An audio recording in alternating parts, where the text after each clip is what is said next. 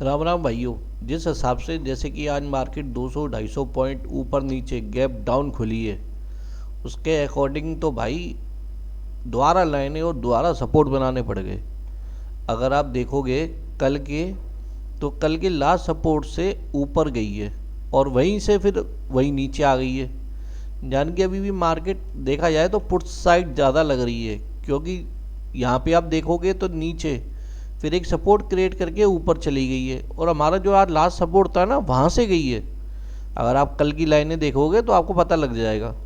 और अगर हम निफ्टी की बात करें तो निफ्टी का अब जो सपोर्ट बन रहा है वो बन रहा है आपका 24,750 और रेजिस्टेंस बन रहा है 24,800, 24,800।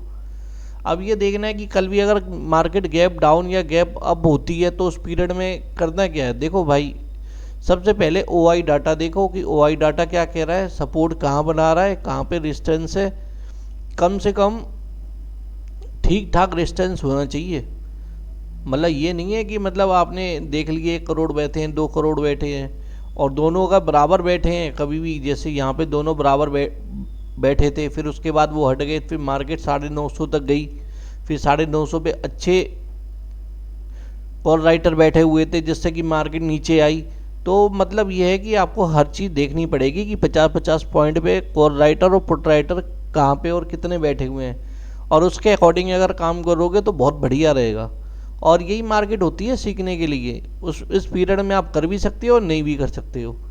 और बाकी जो हम टेलीग्राम पे जिस चैनल पे हमने क्योंकि नए नए सपोर्ट लगाने पड़ते हैं, तो जो हमने नए सपोर्ट बनाए थे मैं आपको दिखा देता हूँ। ये देखो, ये प्राइस उस पीरियड में हमारे बिल्कुल एक्यूरेट था।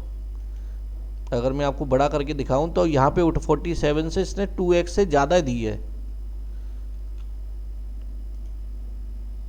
और ऊपर और दिखाता हूँ। ये सपोर्ट ये थे, ये रेजिस्टेंस था, ये रेजिस्टेंस था, पूरा क्लियर हुआ है।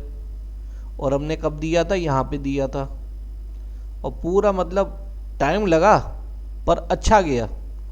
इसलिए मतलब जब भी ऐसी मार्केट दिखे ना जहाँ पे सपोर्ट रेजिस्टेंस आपके ऊपर के थे और नीचे तो कुछ था ही नहीं, तो उस पीरियड में आपको दोबारा सपोर्ट रेजिस्टेंस बनाने पड़ेंगे कि मार्केट किधर जा रही है, किधर क्या हो रहा है।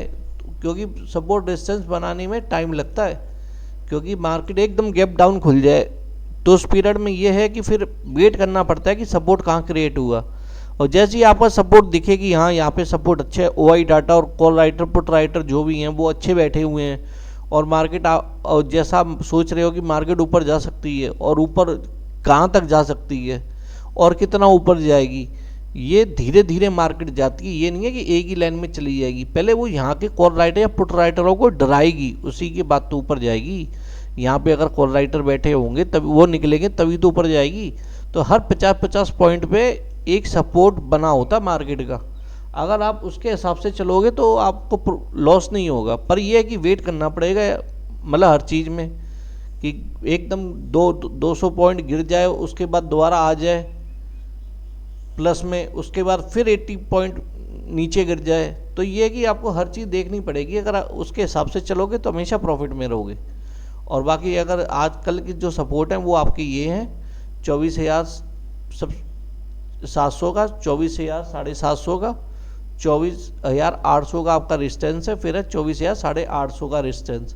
अब ये देख लेना कि कल मार्केट गैप अप या गैप डाउन नहीं हो रही हो। अगर हो रही है तो आपको ये देखना है कि मेरे OI कहाँ बैठे हैं और मेरा असली मतलब बढ़िया सपोर्ट कहाँ मिलेगा, तो उसके अकॉर्डिंग करोगे तो आपको प्रॉफिट मिलेगा।